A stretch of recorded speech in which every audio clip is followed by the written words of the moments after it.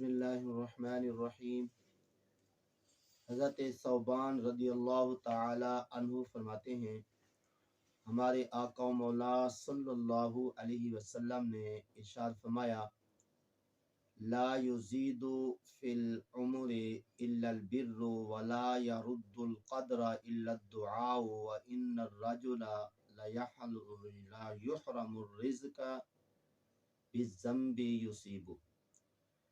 के आदमी की ज़िंदगी में नेकी ही इजाफा करती है और तकदीर को दुआ ही बदल देती है और आदमी रिज़्क से गुनाहों की वजह से ही महरूम कर दिया जाता है। इस हदीस पाक से मालूम हुआ कि नेकी ही करने से ज़िंदगी बढ़ती है और ज़िंदगी के अंदर इजाफा होता है। और इसी तरह जो तकदीर मुअल्लक है, एक है तकदीर मुबरम, एक है तकदीर मुअल्लक। जो तकदीर मुअल्लक है उसे दुआ बदल देती है, यानी दुआ करने की बरकत से बहुत सारे काम ऐसे होते हैं जो बदल जाते हैं, यानी जिनसे बंदे को नुकसान होता है, अगर वो दुआ कर ले तो उस नुकसान से वो बच जाता है। इसी तरह फरमाया गुनाहों की वजह से रिज़्क से महरूम कर दिया जाता है। लिहाजा इस हदीस पाक की रोशनी में हर एक को गौर करना चाहिए। बाज़ औक़ात कुछ लोग ऐसे भी होते हैं जो नमाज़ें पढ़ते रहते हैं, रोज़े रखते रहते हैं, बाकी नेकियां करते रहते हैं। जब उनकी ख्वाहिश के मुताबिक रिज़्क न मिलता हो, कोई नौकरी न मिलती हो, कोई भी काम काज करना चाहे उससे कोई खातिर खा फ़ायदा उसे महसूस न होता हो, तो वो सारी नेकियां छोड़ देते हैं।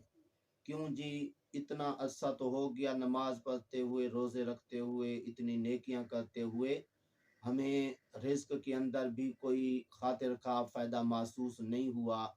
और इस तरह हमारे रोज़गार के अंदर आए दिन जो है वो बेबरकती देखी जा रही है।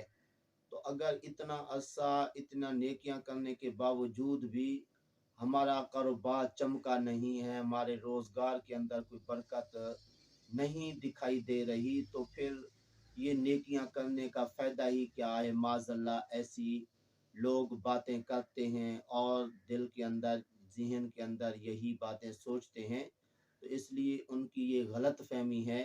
हमेशा याद रख लें कि नेकी ही से ज़िंदगी बढ़ती है और गुनाहों से बचने की सूरत में ही रिज़्क जो है वो बढ़ता है और रिज़्क के अंदर वुसअत और फराखी आती है।